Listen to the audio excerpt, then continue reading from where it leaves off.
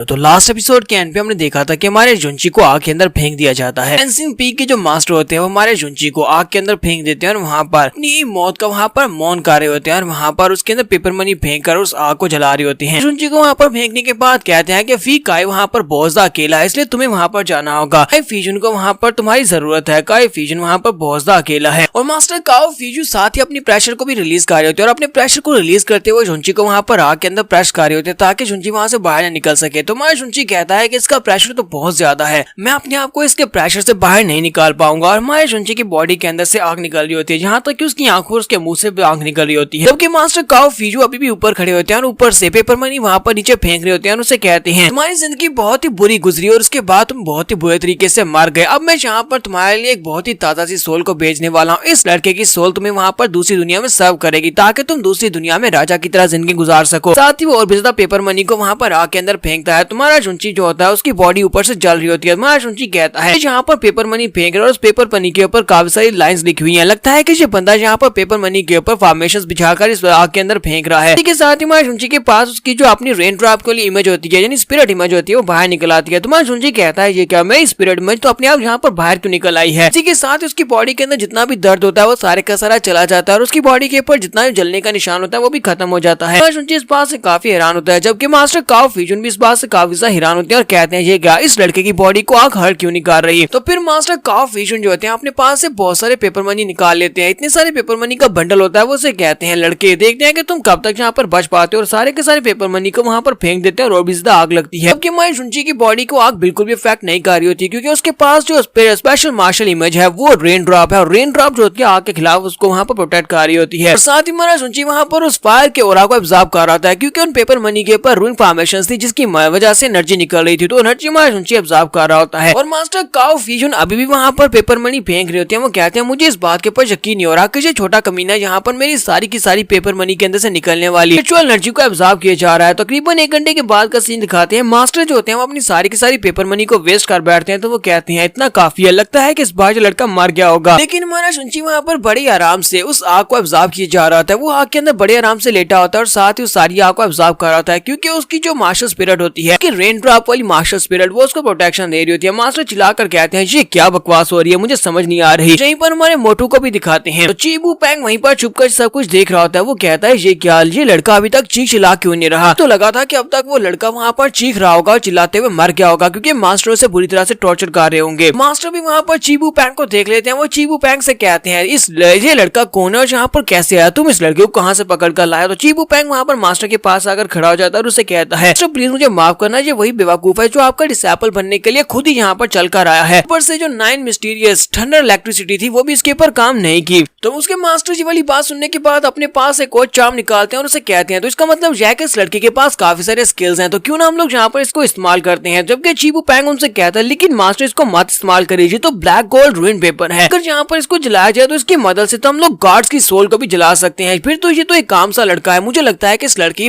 की पूरी बॉडी यहाँ पर ओब्लिटरेट हो जाएगी, इसकी तो हाथ भी नहीं बचेगी। मास्टर काओ फीजन जो होते हैं वो अपने पास उनके पास जो आखिरी ब्लैक गोल्ड वाला वो टलिस्मन होता है वो उस टलिस्मन को वहाँ पर आग के अंदर फेंक देते हैं। जबकि हमारा जुंची अभी भी वहाँ पर काफी सा खुश हो रहा होता है। जुंची कहता है कि मैं यहाँ पर सारी फ्लेम को अपनी सोल को कंडेंस करने के लिए यूज कर सकता हूँ, जितनी फ्लेम है सारी की सारी फ्लेम को एब्जॉर्ब कर लेते हैं। तो स्पेशल टलिस्मन की मदद से जब वहाँ पर और ज्यादा फायर होती है तो हमारा जुंची उस फायर को भी एब्जॉर्ब करना शुरू कर देता है। चीबू पैंग कहता है मास्टर मुझे नहीं लगता कि फायर इसके ऊपर काम करेगी, ये लड़का यहाँ पर जलने की बजाय पहले से ज्यादा खुश होता जा रहा है जैसे कि इसे यहाँ पर इनाम मिल गया हो। मास्टर वहाँ पर सोच रहे होते हैं ब्लैक गोल्ड रूइन पेपर भी इस लड़के के ऊपर काम नहीं किया, तो फिर मुझे लगता है कि मुझे यहाँ पर कुछ और करना होगा। इसके साथ ही मास्टर वहाँ पर अपनी फायर पावर को वहाँ पर रिट्रैक्ट कर लेते हैं। तो हमारा जुंची कहता है ये क्या, अचानक से फ्लेम्स कहाँ पर चली गई। जुंची की जितनी फ्लेम्स होती है वो सारी की सारी चली गई। तुम्हारा जुंची कहता है क्या मास्टर तुम यहाँ पर मुझे और ज्यादा जलाने की कोशिश नहीं करोगे। जुंची वहीं पर नीचे गिर जाता है और उसके गिरने के बाद मास्टर कहते हैं दफा हो जाओ। जबकि हमारा जुंची वहाँ पर से बाहर निकलने के बाद फिर से भागता हुआ अपने मास्टर के पास ही आता है और उसे कहता है कि मास्टर मुझे यहाँ पर दोबारा से जलाओ, क्या तुम मुझे फिर से टॉर्चर करना चाहते हो। हाँ मुझे पता है कि तुम्हारा दिल कर रहा है मुझे टॉर्चर करने का, यहाँ पर मुझे दोबारा से टॉर्चर करो। जबकि मास्टर वहाँ पर सोच रहा होता है कि अब मैं क्या करूँ, क्या मैं इसे यहाँ पर टॉर्चर करूँ, मैं इसे टॉर्चर कैसे करूँ, ये तो मेरी सारी की सारी फायर की एनर्जी को अपनी बॉडी के अंदर एब्जॉर्ब किया जा रहा है। जबकि चीबू पैंग वहाँ पर सोच रहा होता है कि मैं और मेरा दूसरा ब्रदर हुआ मेरीन हम दोनों यहाँ पर आग से बहुत ज्यादा डरते हैं। मास्टर हर बार हमें यहाँ पर आग के साथ टॉर्चर करते हैं, इसी वजह से हम लोग यहाँ पर आने से डरते हैं और मैं इस लड़के को यहाँ पर लेकर आया था ताकि टॉर्चर से हम लोग बच सके। लेकिन ये लड़का तो आग से बिल्कुल भी नहीं डरता।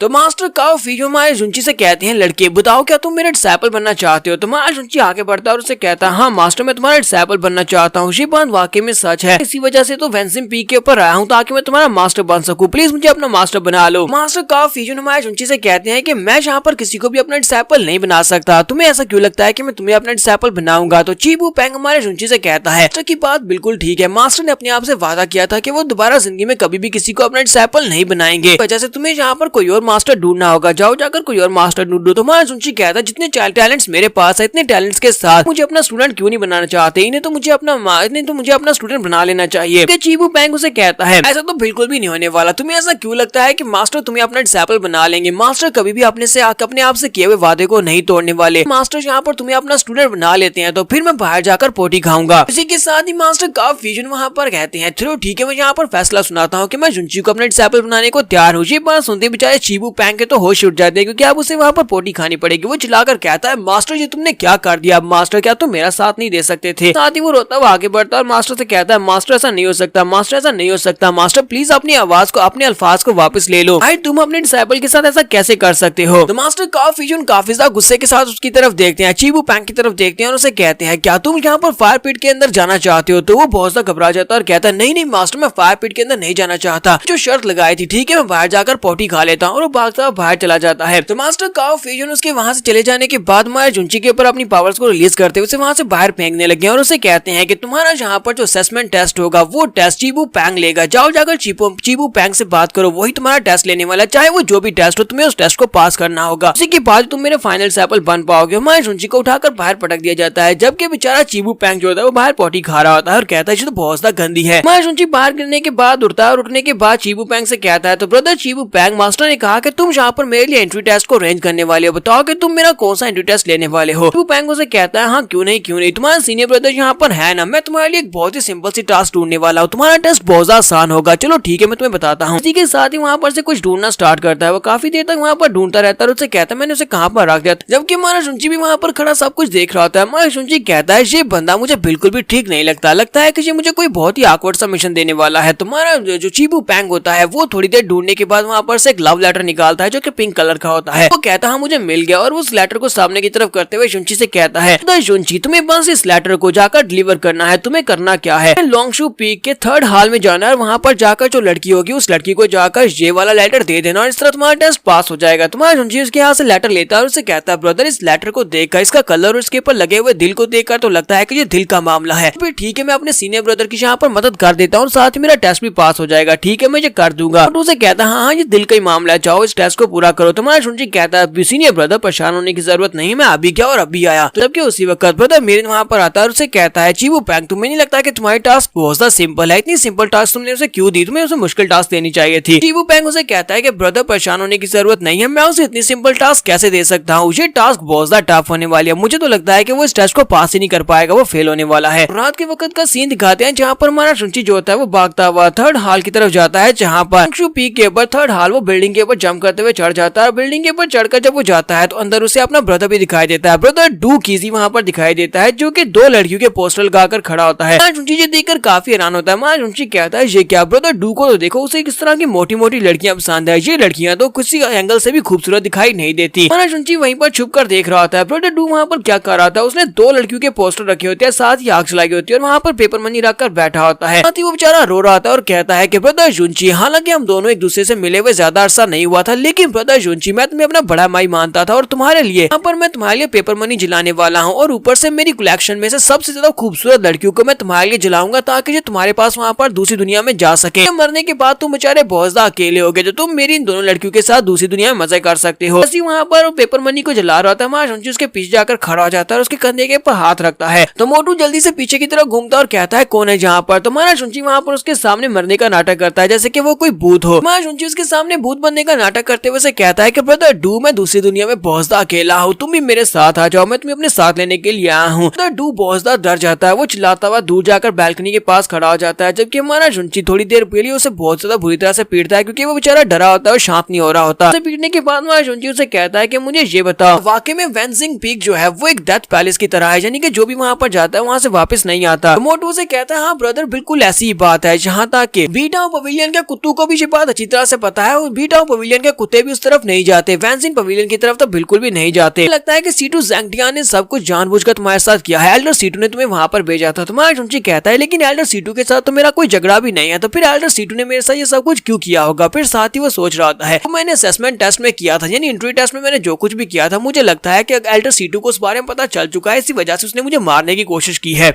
तो मोटू डू हमारे जुंची से कहता है कि ब्रदर जुंची मुझे यहाँ पर सिर्फ और सिर्फ 3 दिन का टाइम दे दो, 3 दिन के बाद मैं तुम्हें सारी की सारी इन्फॉर्मेशन लाकर दे दूंगा मास्टर सीटू के बारे में, और उनके बारे में जो कुछ भी इन्फॉर्मेशन होगी वो सारी तुम्हें दूंगा। सीन में अगले दिन लाइब्रेरी का दिखाया जाता है। हमारा जुंची डू किसी के साथ लाइब्रेरी में बैठा होता है, वो उसे कहता है कि हम लोग लाइब्रेरी में क्या कर रहे हैं, तो मुझे यहाँ पर क्यों लेकर आए हो। तो ब्रदर डू से कहता है कि मैं यहाँ पर तुम्हें इसलिए लेकर आया क्योंकि हमारे जो हॉस्टल की सबसे ज्यादा खूबसूरत लड़की है वो यहाँ पर आने वाली है, पवेलियन की नंबर 1 ब्यूटी जिसका नाम जिंगजी है। जिंगजी यहाँ पर आएगी, देखना उसे देखा तो तुम्हारी भी लार टपकना शुरू हो जाएगी। तुम्हारा जुंची उसे कहता है ऐसा कैसे हो सकता है, चाहे कितनी खूबसूरत लड़की हो, मिस्टर जुआन और इसके साथ साथ यंग मिस यान की तरह तो बिल्कुल भी खूबसूरत नहीं हो सकती, वो कितनी खूबसूरत होगी। उसी के साथ ही वो लड़की वहाँ पर आती है, जिंगजी वहाँ पर अपीयर होती है, तो सबसे पहले हमारा जुंची वहाँ पर लार टपकाना शुरू करता है, उसके नाक से ब्लड भी बह रहा था। वो कहता है ये तो बहुत ही खूबसूरत लड़की है। तो जिंगजी भी सामने की तरफ चलती हुई हमारे जुंची की तरफ ही आगे बढ़ी होती है, जबकि मोटू कहता है ये क्या, ये तो हमारी तरफ ही आगे बढ़ी है, कहीं ऐसा तो नहीं है कि ये मेरी खूबसूरती को देखकर इस तरफ आ रही है क्योंकि मैं बहुत ज्यादा खूबसूरत और मेरा यूनिक टेम्परामेंट देखकर उसे बहुत ज्यादा पसंद आया है। माया जुंची को अपने मोजे की स्मेल आ रही होती है। माया जुंची कहता है कि मुझे तो यहाँ पर बहुत ही बुरी तरह स्मेल आ रही है, पता नहीं उसे हमारा टेम्परामेंट कहाँ से फील हो रहा है। तो ब्रदर डू किसी जल्दी से उठकर खड़ा हो जाता है, खड़ा होने के बाद से कहता है सिस्टर शी जिंगजी मेरा नाम। जैसे वो इतना कहता है इसी के साथ ही शी जिंगजी उसके मुंह पर हाथ रखती है और उसे पीछे की तरफ धक्का देती है, जिससे बेचारा डू काफी दूर जाकर गिरता है। कहते हैं कि तुम रास्ते से दूर हट जाओ, मैं यहाँ पर इस लड़के से बात करने के लिए आई हूँ। तो शी जिंगजी अपने हाथ में लेटर लेकर आती है, जी वही लेटर होता है जो कि माया जुंची ने इसे दिया था। वो जुंची के सामने लेटर करते हुए कहती है ब्रदर जुंची दोबारा जिंदगी में कभी भी इस तरह का काम मत करना और मुझे लेटर देने के बारे में सोचना भी मत। जुंची उस लेटर को उठाता है, जैसे वो उस लेटर को उठाता है तो वो एक लव लेटर होता है। तुम्हारा जुंची कहता है ये किस किस्म का लव लेटर है। ब्रदर चीबू पैंग को तो लव लेटर लिखना बिल्कुल भी नहीं आता, ये तो बहुत ही घटिया लव लेटर है। जुंची इस लेटर को अपने हाथ में पकड़ने के बाद जिंगजी से कहता है सिस्टर मुझे बताओ कि ये लेटर किसने तुम्हारे लिए भेजा है। तो वो उसे कहते हैं क्या तुम अभी भी यहाँ पर मेरे सामने नौटंकी कर रहे हो। यहाँ पर इस लेटर के अंदर जो कुछ भी लिखा है वो सब कुछ लिखने के बाद अब यहाँ पर सभी लोगों के सामने भोला बनने का नाटक मत करो, ये लेटर तुमने लिखा है। जबकि मोटू उस लेटर को उठाता है और उस लेटर को पढ़ना स्टार्ट करता है। लेटर वाकई में काफी ज्यादा घटिया राइटिंग में लिखा होता है। चलो लव लेटर तो ठीक होता है कि वो बार बार उसमें लव यू कह रहा है, लेकिन एंड के ऊपर धमकी भी लिखी होती है और लिखा होता है कि अगर तुम मेरे साथ नहीं रहोगी तो फिर तुम किसी के साथ भी नहीं रह पाओगे क्योंकि मैं तुम्हें मार डालूंगा। क्योंकि सभी लड़के ये बात सुनने के बाद बहुत ज्यादा गुस्सा होते हैं, उनमें से कुछ उल्टी कर रहे होते हैं और कहते हैं ये किस किस्म का लव लेटर है, ये तो एक बहुत ही घटिया किस्म का लव लेटर है। इस तरह का लव लेटर कौन अपनी माशूक को लिखता है। ऊपर से एंड के ऊपर धमकी भी दी गई है जैसे कि यहाँ पर इसके गुलाम है और इसे इसके साथ ही रहना पड़ेगा, ये तो जबरदस्ती का प्यार हुआ। हमारा मोटू जो होता है वो उस लेटर को पीछे की तरफ घुमाता है तो लेटर के पीछे हमारे जुंची का नाम लिखा होता है। तो वो कहता है ब्रदर जुंची ये क्या बकवास है, तुम इतना ज्यादा घटिया लेटर कैसे लिख सकते हो। तुम्हारा जुंची उसे कहता है क्या क्या बकवास कर रहे हो, मैं इस तरह का लेटर क्यों लिखूंगा। मोटू जल्दी से भागता हुआ आगे बढ़ता है, उसका हाथ पकड़ता है और उसे कहता है तुम्हें ये सारे काम इस तरह नहीं करने चाहिए, तुम्हारी राइटिंग बहुत ज्यादा बुरी है और ऊपर से तुम ये बिल्कुल भी नहीं कर सकते। वो जुंची से कहता है कि ब्रदर जुंची तुम मुझे अपना ब्रदर कहते हो लेकिन तुम अकेले में ऐसा कैसे कर सकते हो, तुम अकेले किसी लड़की को लेटर कैसे लिख सकते हो जबकि तुमने मुझे बताया ही नहीं। तो जुंची कहता है मैंने कहा ना कि मैंने ये लेटर नहीं लिखा। जबकि ब्रदर डू से कहता है अच्छा ठीक है मैं तुम्हारे जज्बात को समझ सकता हूँ क्योंकि तुम यंग हो, तुम खूबसूरत लड़कियों के पीछे हो, इसी वजह से तुमने इसे लेटर लिख दिया, चलो कोई बात नहीं। हमारा जुंची गुस्सा हो रहा था और कहता है ब्रदर मोटू पता नहीं तुम क्या समझ रहे हो, लेकिन एक बार यहाँ से निकलने तो उसके बाद मैं तुम्हें अच्छा सबक सिखाऊंगा। हमारे जुंची के पास अब और कोई भी ऑप्शन नहीं होता क्योंकि लेटर के पीछे उसका नाम लिखा होता है। तुम्हारा जुंची कहता है अच्छा ठीक है मैं मान लेता हूँ कि ये लेटर मैंने लिखा है। वो ये वाली बात करता है तो जिंगजी वहाँ पर खड़े लड़कों से कहती है तुम सभी लोग इस बारे में क्या सोचते हो। तो वो सभी लड़के बहुत ज्यादा गुस्सा हो जाते हैं और कहते हैं ये लड़का तो एक बहुत ही बड़ा बेशर्म है, इसकी हिम्मत कैसे हुई हमारी गॉडेस को यहाँ पर लेटर लिखने की, ऊपर से इसने यहाँ पर गॉडेस को जान से मारने की धमकी भी दी है, हम इस बात को बिल्कुल भी एक्सेप्ट नहीं करेंगे। वो सभी लोग गुस्से के साथ आगे बढ़ते हैं और कहते हैं हिम्मत कैसी हुई हमारी गॉडेस को लेटर लिखने की, तुमने हमारी गॉडेस को लेटर क्यों लिखा। वो सभी लोग जब उसकी तरफ आगे बढ़े होते हैं तो हमारा जुंची काफी गुस्सा हो जाता है और एक पंच मारता है जिससे पावर रिलीज होती है और सभी के सभी उठते हुए पीछे की तरफ गिर जाते हैं और कुछ तो ऊपर वाली छत को तोड़कर बाहर ही गिर जाते हैं। जुंची सभी से कहता है कि तुम सभी लोग यहाँ पर मुझे डिस्टर्ब कर रहे हो, यहाँ से दफा हो जाओ। जबकि जिंगजी भी इस बात से काफी हैरान होती है कि ये लड़का काफी स्ट्रॉन्ग है।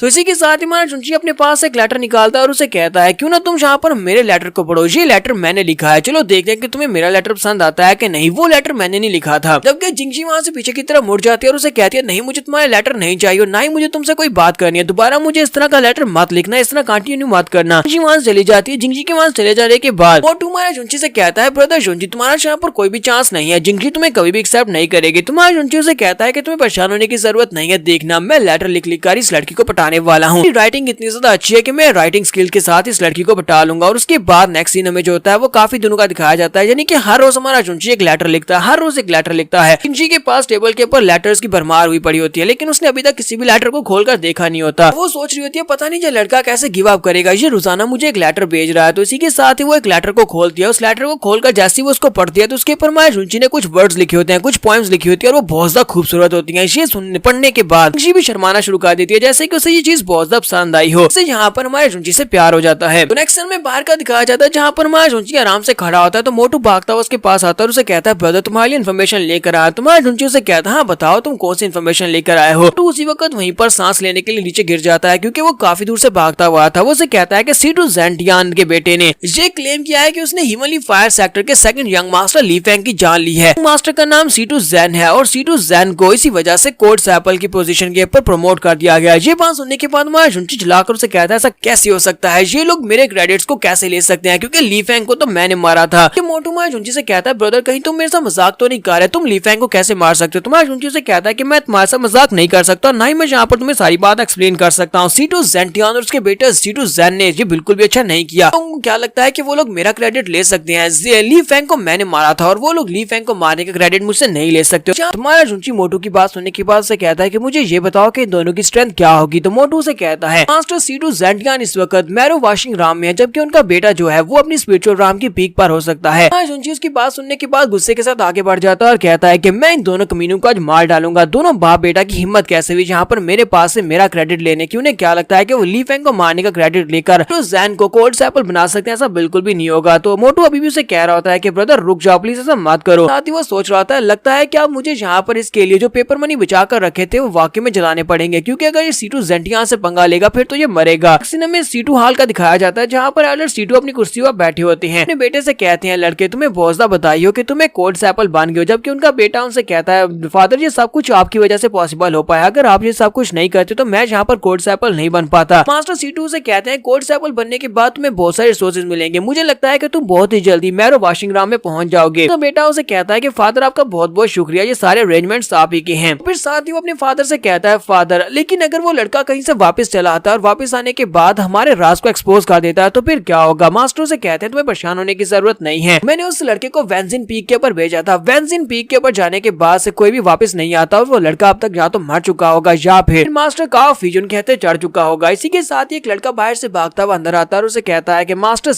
सीटू एक बुरी खबर है, मास्टर सीटू जुंची वापस आ चुका है, अभी तक मरा नहीं है। ये बात सुनने के बाद दोनों ही बाप बेटा काफी ज्यादा हैरान हो जाते हैं। तो सीटू ज़ेन अपने फादर से कहता है फादर मुझे बहुत ज्यादा डर लग रहा है, अब क्या करेंगे। थोड़ी देर सोचने के बाद उसे कहती है मैं चाहता हूँ कि तुम अभी फिलहाल के लिए बाहर जाओ, बाहर जाकर सभी लोगों के सामने जानबूझकर उस लड़के के साथ फाइट मोल लो, सभी लोगों को इस बारे में पता चल जाए तुम दोनों आपस में झगड़ रहे थे, उसके बाद सभी लोगों को पता चल जाएगा कि तुम दोनों की फाइट के बाद स्ट्रॉन्ग कौन है। हम लोग उस लड़के को आसानी से डिस्कार्ड कर सकते हैं, उस लड़के को आसानी से मारा जा सकता है। तो फादर उसे कहते हैं यही तुम्हारे पास एक मौका है, अपने आप को साबित करो। तो ज़ेन अपने फादर से कहता है ठीक है फादर मैं अभी जाता हूँ, जैसा आपने कहा बिल्कुल वैसे ही करूंगा। में लॉन्गशू पीक का दिखाया जाता है। लॉन्गशू पीक के बाहर हमारा जुंची जब वहाँ पर पहुंचता है तो इसी वक्त ऊपर से काफी सारे डिसाइपल्स निकले होते हैं, जबकि सीटू ज़ेन भी सामने से सीढ़ियां उतरकर नीचे आ रहा होता है। तो हमारा जुंची कहता है कि अभी मुझे जाकर पवेलियन पैट्रियार्च से इस बात की शिकायत लगानी होगी कि ये लोग यहाँ पर मेरे साथ स्कैम कर रहे हैं। लोगों ने यहाँ पर अपने बेटे को कोड सैपल बना लिया, जबकि ये सारे का सारा क्रेडिट मेरा था। जैसे वो चलता हुआ सीढ़ियां चढ़ते हुए ऊपर की तरफ जा रहा था, सीटू ज़ेन उसके साथ टकराता है, टकराने के साथ ही गुस्से के साथ चिल्लाकर उसे कहता है कहीं तुम्हारे अंधे तो नहीं हो आंखें, लेकिन फिर भी तुम यहाँ पर मुझे हिट कर रहे हो, चलो जल्दी से मेरे सामने घुटने टेको और मेरे सामने माफी की भीख मांगो वरना मैं तुम्हें मार डालूंगा। जुंटी पीछे की तरफ घूमता और उसे कहता है योर एक्सीलेंसी मुझे पता है कि तुम कौन हो, तुम सीटू ज़ेन और तुम जानबूझकर यहाँ पर मेरे साथ झगड़ा मोल लेना चाहते हो। तुम्हें लगता है कि मैं कोई तुम्हें बेवकूफ दिखाई देता हूँ, तुम जानबूझे सब कुछ कर रहे हो ताकि मैं तुम्हारी स्कैम को सभी लोगों के सामने एक्सपोज न कर दूं। सीटू ज़ेन उसे कहता है कि क्या तुम यहाँ पर क्या बकवास किए जा रहे हो, मुझे तुम्हारी कुछ भी समझ नहीं आ रही। जुंटी आगे की तरफ बढ़ता है, उसके करीब चला जाता है और उसे कहता है क्या तुमने वाकई में ली फेंग को मारा था? नहीं, तुमने उसको बिल्कुल भी नहीं मारा था। तो वहीं पर पास एक लड़का खड़ा होता है, वो ये बात सुनने के बाद कहता है क्या ये बात वाकई में सच है कि सीटू ज़ेन ने ली फेंग को नहीं मारा? इसने ली फेंग को नहीं मारा तो ली फेंग को किसने मारा है? साथ ही दूसरी तरफ दो लड़के खड़े होते हैं, उनमें से कहता है ऐसा नहीं हो सकता, हम लोग इस बात को वेरीफाई कर सकते हैं कि सीटू ज़ेन ने ही ली फेंग को मारा है, क्योंकि ली फेंग को मारने की स्ट्रेंथ सिर्फ और सिर्फ सीटू ज़ेन में है। सीटू ज़ेन हमारा जो है ये काफी ज्यादा स्ट्रॉन्गर है, इतना स्ट्रॉन्गर है कि ये ली फेंग को आसानी से मार सकता है। ये दूसरा लड़का यहाँ पर झूठ बोल रहा है। सीटू ज़ेन इस बात से काफी ज्यादा खुश हो जाता है कि काफी सारे लोग उसके साथ भी हैं, तो उसको यहाँ पर हौसला हौसला काफी ज्यादा बढ़ जाता है। वो हमारे जुंजी से कहता है यहाँ पर सभी लोगों को अच्छी तरह से पता है कि सीटू ज़ेन ने ही ली फैन को मारा है। हिमालय फायर सेक्टर के सेकंड यंग मास्टर की जान मैंने ली है। सभी लोग इस बात की चर्चा कर रहे हैं। मुझे ये बताओ कि तुम क्या ही कर लोगे, तुम इस बात को कैसे साबित करोगे, इस बात को कैसे साबित करोगे कि ली फैन को तुमने मारा है, मैंने नहीं मारा। जुंजी वहीं पर अपने हाथ में अपनी पावर्स को रिलीज करता है और उसे कहता है मुझे यहाँ पर किसी के सामने कुछ भी साबित करने की जरूरत नहीं है। क्या तुम्हें लगता है कि मैं तुम्हारे पर अटैक नहीं कर सकता? जुंजी अपने हाथ में पावर्स को रिलीज करता है, जबकि दूसरी तरफ से यंग मास्टर सीटू ज़ेन भी अपनी पावर्स को रिलीज करता है और सोच रहा होता है ये लड़का अभी अभी स्पिरिचुअल राम में पहुंचा है, तो इसका मतलब यह है कि इसकी स्ट्रेंथ इतनी ज्यादा नहीं होगी, जबकि मैं स्पिरिचुअल राम की पीक पर पहुंच चुका हूं, तो मैं तो इसे यहाँ पर आसानी से हरा सकता हूँ। सभी लोगों को दिखा सकता हूँ कि ये लड़का झूठ बोल रहा था। तो वो भी अपने पंच को रेडी करता है। दोनों ही अपने अपने पंचेस को टकराते हैं। दोनों के पंचेस के टकराने के बाद वहाँ पर एक बहुत ही पावरफुल जबरदस्त धमाका होता है। उस धमाके के बाद दिखाते हैं कि सीटू ज़ेन जो होता है वो बेचारा उड़ता हुआ काफी दूर जाकर गिरता है और कहता है कि ऐसा कैसे हो सकता है, ये लड़का मुझसे बेहतर कैसे है।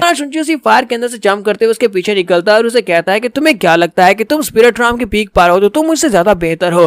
वहाँ पर से निकलने के बाद उसके ऊपर अटैक करना स्टार्ट करता है और उसे बहुत ही बुरी तरह से पीट रहा था, जबकि बाकी ये सभी लोग वहाँ पर खड़े देख रहे होते हैं। वो सभी लोग तमाशा देख रहे होते हैं। वैसे एक लड़का कहता है कि बीटा पवेलियन में जहाँ पर जो डिसाइपल्स हैं वो आपस में फाइट नहीं कर सकते, फिर ये लोग यहाँ पर आपस में फाइट कैसे कर सकते हैं। दूसरा लड़का कहता है कि जुंची ने यहाँ पर बड़ी आसानी से सीटू ज़ेन को हरा दिया, उसे बुरी तरह से यहाँ पर नाकाम कर दिया है। तीसरा लड़का कहता है मुझे तो ऐसा बिल्कुल भी नहीं लगता कि सीटू ज़ेन ने ली फैन को मारा है। अगर सीटू ज़ेन ने ली फैन को मारा होता तो वो यहाँ पर जुंची को क्यों नहीं हरा पा रहा। हमारा जुंची सीटू ज़ेन को काफी बुरी तरह से पीटता है, लेकिन सीटू ज़ेन आगे से उसे कहता है चाहे तुम कुछ भी कर लो, मैं कोड सैपल बन चुका हूँ और पैट्रियट ने यहाँ पर पर्सनली इस बात को रिकॉग्नाइज किया और मुझे कोड सैपल बनाया है। तुम यहाँ पर कुछ भी कर लो, चाहे मुझे मार डालो, तब भी ये बात नहीं बदलेगी। तुम्हारा जुंची उसकी बात सुनने के बाद कहता है क्या वाकई में ऐसी बात है। फिर साथ ही हमारा जुंची जाकर बैल के सामने खड़ा हो जाता है और कहता है कि मैंने सुना है कि हमारे बीटा पवेलियन में यहाँ पर एक और तरीका है कोड सैपल बनने का। अगर मैं उस तरह कोड सैपल नहीं बन पाया तो इस तरह कोड सैपल बनूंगा। हमारा जुंची कहता है कि अब इस बैल को बचाना होगा और इसी के साथ हमारा जुंची अपने हाथ में अपनी पावर को रिलीज करता है और अपने पंच में पावर को रिलीज करने के बाद वो बैल के ऊपर पंच मारता है। जैसे वो बैल के ऊपर पंच मारता है तो उसी के साथ ही बैल वहाँ पर बजती है और इसके अंदर जबरदस्त रंगें निकलती हैं। टोंगशू पीक के ऊपर सभी लोगों को वो बैल सुनाई देती है, जहाँ तक कि दूसरी पीक्स के ऊपर भी वो जो बैल होती है वो सुनाई देती है। यहाँ पवेलियन के एल्डर बीटा पवेलियन के पैट्रियट जहाँ पर बैठे होते हैं उन सभी को भी आवाज सुनाई देती है। वो सभी लोग कहते हैं ये क्या, किसी ने कोड सैपल बनने के लिए असेसमेंट टेस्ट के लिए बैल को बजाया है। सभी लोग भागते हुए लॉन्गशू पीक की तरफ भागते हैं, ड्रैगन पीक की तरफ भागते हैं ताकि वहाँ पर जाकर देख सकेंगे बैल को किसने बजाया। वो लोग कहते हैं 100 साल में किसी ने भी इस बैल को नहीं बजाया, क्योंकि वो असेसमेंट टेस्ट जो है बैल को बजाने के बाद कोड सैपल बनने के लिए जो टेस्ट होता है वो बहुत ज्यादा मुश्किल होता है और किसी के अंदर इतनी हिम्मत नहीं है कि वो इस टेस्ट को दे सके। चल के देखते हैं कि आखिर बैल को बजाने की हिम्मत किसने की है। यहीं पर बीजुन पीक के मास्टर को भी दिखाते हैं। बीजुन पीक के मास्टर जो कहते हैं किसी डिसाइपल ने बैल को बजाया, चलो चल के देखते हैं ऐसा कौन सा लड़का है जिसने यहाँ पर बैल को बजाकर अपनी मौत को दावत दी है। तो ज़ेंटियान भी अपने एक रूम में होते हैं और वो कहते हैं ये कौन सा बेवकूफ है जिसने बैल को बजा दिया। पिछले 100 साल में यहाँ पर ऐसा कोई भी नहीं हो सका जो कि असेसमेंट टेस्ट को पास कर सका हो। चलो चल के देखते हैं। तो डू किसी भी भागता हुआ उसी तरफ आता और कहता है मैंने सुना है कि बैल को बजाने के बाद सिर्फ और सिर्फ 3 ही डिसाइपल्स ऐसे थे जो कि कोड सैपल बन पाए। बाकी के सभी लोग जितने लोगों ने बैल को बजाकर टेस्ट देने की कोशिश की वो सभी के सभी मर चुके हैं। ये पूरी हिस्ट्री की बात हो रही है जब से ये बैल यहाँ पर लगाई गई है। और यहीं पर जिंगजी को भी दिखाते हैं। जिंगजी कहती है किसी ने बैल बजाई है, चलो मैं भी चल के देकर आती हूँ। तो सभी लोग भागते वहाँ पर आते हैं। वहाँ पर आने के बाद वो कहते हैं कहीं ये लड़का पागल तो नहीं हो गया। ये लड़का काफी सा कमजोर सा दिखाई देता है। सीटू ज़ेन भी चलाकर उसे कहता है साथ में पता भी है कि यहाँ पर इस बैल को बजाने के बाद क्या होता है। इस बैल को बजाने के बाद अब यहाँ पर तुम्हें लाइफ एंड डेथ खेलनी पड़ेगी। तो मैं जुंची से कहता है कि मुझे अच्छी तरह से पता है कि मैं यहाँ पर क्या कर रहा हूँ। मुझे कोड सैपल बनना है, मैं कोड सैपल बनकर दिखाऊंगा। एक बार मैं कोड सैपल बन जाऊँ उसके बाद तुम्हारे और तुम्हारे फादर ने यहाँ पर जो स्कैम किया है उसके ऊपर से पर्दा हटाऊंगा। इसी के साथ ही वहाँ पर जबरदस्त एनर्जी निकलती है। इतनी जबरदस्त एनर्जी होती है कि सभी के ऊपर बहुत सारा प्रेशर पड़ता है। बीजुन पीक के मास्टर वहाँ पर पहुंच जाते हैं और साथ में उनके 2 एल्डर्स भी होते हैं। वो लोग वहाँ पर आते हैं तो सभी लोग झुककर उनको रिस्पेक्ट देते हैं। मास्टर बीजुन वहाँ पर आने के बाद कहते हैं किसने यहाँ पर बैल बजाई है, किसके अंदर इतनी ज्यादा हिम्मत है कि उसने यहाँ पर बैल को बजा दिया। जुंची उनके सामने रिस्पेक्ट देते हुए कहता है कि मेरा नाम जुंची और मैं यहाँ पर रिक्वेस्ट करता हूँ कि मुझे इस असेसमेंट टेस्ट में पार्टिसिपेट करने का मौका दिया जाए, मुझे कोड सैपल बनना है। तो मास्टर बीजुन से कहते हैं कि बहुत सारे बहादुर डिसाइपल्स ने बैल को बजाया और इस टेस्ट को देने के लिए गए थे, लेकिन उनमें से कोई भी जिंदा वापस नहीं आ सका। तुम्हें हिस्ट्री के बारे में पता होना चाहिए, सिर्फ और सिर्फ 3 ही कोड सैपल बनने के बाद बाहर आए थे। तुम ये टेस्ट देने को तैयार हो? तुम्हारा जुंची कहता हाँ डिसाइपल इस टेस्ट को देने के लिए तैयार है। तो लास्ट एपिसोड के एंड पे हमने देखा था हमारा जुंची बैल को बजा देता है क्योंकि वो कोड सैपल बनना चाहता है, तो इसी वजह से वो टफ टेस्ट देने को तैयार होता है। तो मास्टर बाइजुन वहाँ पर पहुंच जाते हैं। तो बाइजुन पहुंचने के बाद कहते हैं कौन है जहाँ पर जिसने यहाँ पर बैल को बजाया और कोड टेस्ट देने को तैयार है। वो जुंची से पूछते हैं क्या तुम वाकई में श्योर हो? हमारा जुंची कहता है हाँ मैं वाकई में श्योर हूँ। साथ ही हमारा जुंची सोच रहा होता है अगर मैं यहाँ पर इस चैलेंज को फेस नहीं कर सकता तो फिर मैं इस लायक कैसे बनूंगा कि मैं अपने आप को इतना स्ट्रॉन्ग बना सकूं कि मैं गैलेक्सी को पार करके वापस अपनी अर्थ पे अपनी मॉम डैड के पास जा सकूं, तो मुझे ये वाले छोटे मोटे टेस्ट तो पास करने ही पड़ेंगे। इसी के साथ ही मोटू डू भागता हुआ आगे बढ़ता और कहता है कि लॉर्ड बीजुन मुझे आपसे कुछ बात करनी है, मुझे आपको कुछ रिपोर्ट करना है।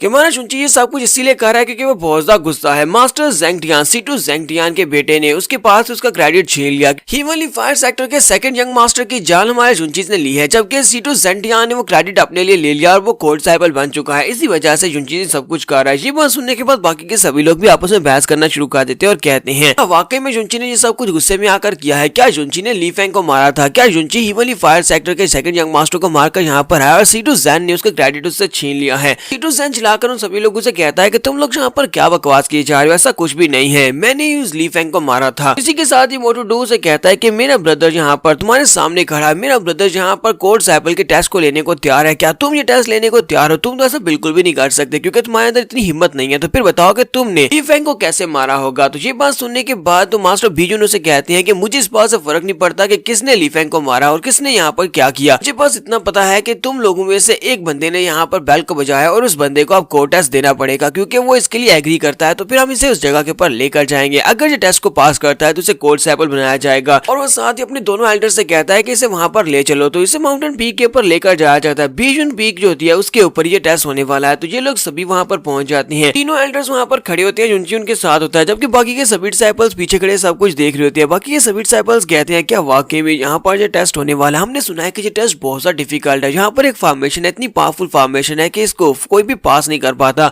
सिर्फ और सिर्फ 3 डिसाइपल्स ऐसे थे जो कि हिस्ट्री में इस टेस्ट को पास करने के बाद गोल्ड सैपल बन पाए हैं। लगता नहीं है कि ये लड़का यहाँ पर फर्स्ट लेवल को भी पार कर पाएगा क्योंकि इसने सिर्फ और सिर्फ गुस्से में आकर ये सब कुछ किया था। मास्टर C2 ज़ेंगटियान भी वहीं पर खड़े होते हैं। मास्टर C2 ज़ेंगटियान सोच रहे होते हैं कि इस लड़के की मौत बहुत ज्यादा करीब है क्योंकि ये लड़का अब यहाँ पर मरने वाला है। इसने गलती कर दी यहाँ पर इस गोल्ड टेस्ट को देने के लिए अपने आप को सामने करके, जबकि मोटू चिल्लाकर कहता है कि ब्रदर जुनची हम तुम्हारे साथ है, चाहे तुम कुछ भी कर लो हम तुम्हारे साथ हैं। तो जिंगशी भी वहीं पर ही खड़ी होती है। जिंगशी के हाथ में अभी भी हमारे जुनची के लेटर्स होते हैं, जबकि हमारा जुनची जो होता है वो मास्टर बीजुन के पास खड़ा होता है। मास्टर बीजुन उसे कहते हैं ये अरे फॉर्मेशन तकरीबन 30,000 फीट तक फैली हुई है, बस यहाँ से आगे की तरफ बढ़ना है। हमारी बीटा पवेलियन में ये फॉर्मेशन जो है इसके 3 लेवल्स होने वाले हैं। पहले लेवल को पार करने के बाद दूसरा लेवल ओपन होने वाला है। तुम्हें बस यहाँ पर ये करना है कि तुम्हें इस माउंटेन से नीचे उतरना है, फॉर्मेशन एक्टिवेट हो जाएगी। फॉर्मेशन के एक्टिवेट होने के बाद तुम्हें सामने चलते जाना है जब तक कि फर्स्ट लेवल कंप्लीट ना हो जाए। उसके बाद सेकंड लेवल फिर थर्ड लेवल आएगा। तो तुम ये कर लोगे? तुम्हारा शुंची वहाँ पर सारी बातें सुनने के बाद कहता है हाँ मैं कर लूंगा। और इसी के साथ ही हमारा शुंची कहता है चलो फिर स्टार्ट करते हैं। और वो चलता हुआ आगे बढ़ता है। जैसे ही वो आगे की तरफ बढ़ता है फॉर्मेशन के ऊपर पहला पाँव रखता है, शुंची के सामने एनर्जी से बना हुआ एक बड़ा सा ड्रैगन अपीयर होता है। तो हमारा शुंची कहता है ये क्या है? ये तो एक बड़ा सा रॉय की ड्रैगन है, रॉय की यानी कि की एनर्जी से बना हुआ ड्रैगन। शुंची कहता है कि यहाँ से दफा हो जाओ। इसी के साथ ही उसे पंचेस मारना स्टार्ट करता है। तुम्हारा शुंची यहाँ पर अपने पास जो भी उसके पास स्पेशल स्किल्स होते हैं उनको यूज करते हैं उसे पंच मारता है। तो ड्रैगन जो होता है वो एक ही पंच के साथ वहाँ पर डिस्ट्रॉय हो जाता है क्योंकि वहाँ पर एक बहुत ही पावरफुल और जबरदस्त धमाका होता है। तुम्हारा शुंची कहता है कि आज यहाँ पर कोई मुझे नहीं रोक सकता, चाहे ये रे फॉर्मेशन कितनी स्ट्रॉन्ग क्यों ना हो जाए, मुझे बिल्कुल भी नहीं रोक सकती। आज मैं पहुंच कर रहूंगा और इस टेस्ट को पास करने के बाद एक कोड सैपल बनकर रहूंगा। जबकि मोटू अभी बाहर उसके नारे लगा रहा होता है। मोटू कहता है कि ब्रदर शुंची तुम कर सकते हो, ब्रदर शुंची तुम कर सकते हो। तुम्हारा शुंची ने यहाँ पर पहले लेवल को पार कर लिया है। पहले लेवल को पार करने के बाद तुम्हारा शुंची दूसरे लेवल तक पहुंच जाता है, जबकि बाकी के सभी लोग जो होते हैं वो सभी बहुत ज्यादा हैरान हो रहे होते हैं। वो सभी लोग बाहर से ये सब कुछ लाइव देख रहे होते हैं। वो लोग कहते हैं ये लड़का तो वाकई में बहुत ज्यादा अमेजिंग है, इस लड़के ने इतनी जल्दी पहले लेवल को पार कर भी लिया। इस लड़के ने पहले लेवल में जितने भी एनर्जी से बने हुए मॉन्स्टर्स है सभी को डिस्ट्रॉय कर दिया और अब ये सेकंड लेवल पर पहुंच चुका है। कहीं ये बात वाकई में सच तो नहीं है कि ली फेंग को इसी लड़के ने मारा है, हीवनली फायर सेक्टर के यंग मास्टर को। तो जिंगशी भी इस बात को मान लेती है और कहती है कि ये लड़का वाकई में एक ट्रूली जीनियस है। देखो जरा ये कितनी आसानी के साथ आगे बढ़ता जा रहा था, जबकि मोटू अभी वहाँ पर नाच रहा था। मोटू कहता है कि ब्रदर जुनची तुम कर सकते हो, ब्रदर जुनची तुम कर सकते हो। मास्टर C2 और मास्टर C2 का बेटा जो होता है वो दोनों इस बात से काफी ज्यादा हैरान होते हैं और कहते हैं अब क्या होगा। जो दूसरे लेवल तक पहुंच चुका है, जो दूसरे लेवल को पार करने के बाद तीसरे पे पहुंच जाता है और उसको भी पार कर लेता है तो ये तो बहुत ज्यादा आसान हो जाएगा और हमें यहाँ से निकाल दिया जाएगा। तो यहीं पर इनके पैट्रियार्च को भी दिखाते हैं कि पैट्रियार्च भी वहीं पर पहुंच जाते हैं। पैट्रियार्च कहते हैं कि इस लड़के के पास स्पिरिचुअल एनर्जी तो बहुत ज्यादा है और ऊपर से ये लड़का इंपल्सिव भी है और काफी ज्यादा एरोगेंट भी है। ये गोल्ड सैपल बनने के लिए लायक है, लेकिन अफसोस अब ये तीसरे लेवल में जाकर मरने वाला है। हमारा शुंची वहीं पर बैठा होता है और बैठ कर कल्टीवेट कर रहा था। हमारे शुंची ने वहाँ पर जिन ड्रैगन और जिस एनर्जी वाले मॉन्स्टर्स को मारा था उन सभी की एनर्जी को एब्सॉर्ब कर रहा था क्योंकि उसके पास ग्रेट एब्सॉर्प्शन टेक्निक होती है जिसकी मदद से वो एनर्जी एब्जॉर्ब कर रहा होता है। थोड़ी देर के बाद एनर्जी को एब्जॉर्ब करने के बाद जुंची कहता है कि अब मैं रिकवर कर चुका हूँ, चलो जल्दी से अब देखते हैं कि सेकंड लेवल में क्या होने वाला है। तो जुंची सेकंड लेवल में आगे की तरफ बढ़ता है तो उसके सामने गोस्ट निकलते हैं। गोस्ट उनके हाथ में लकड़ी के डंडे होते हैं। हमारा जुंची कहता है ये क्या, यहाँ पर तो एनर्जी से बनने में गोस्ट है। तो गोस्ट डंडा लेकर उसके ऊपर अटैक करने के लिए आगे बढ़ते हैं। तुम्हारा जुंची कहता है इन लोगों को क्या लगता है कि ये लोग मुझे मार सकते हैं, तो और भी ज्यादा आसान है। तो हमारा जुंची उनके ऊपर अपनी पंचेस के साथ अटैक करता है। जैसे वो अपनी पाम टेक्निक के साथ उनके ऊपर अटैक करता है, उसकी जो लीड ऑफ पाम टेक्निक होती है वो उनके ऊपर काम नहीं करती। इस बात से हमारा जुंची काफी ज्यादा हैरान होता है क्योंकि सामने वाले मॉन्स्टर का डंडा उसकी चेस्ट के ऊपर आकर पड़ता है और बेचारा वहीं पर ग्राउंड के ऊपर गिर जाता है। वो कहता है ये क्या, मेरी टेक्निक काम क्यों नहीं की।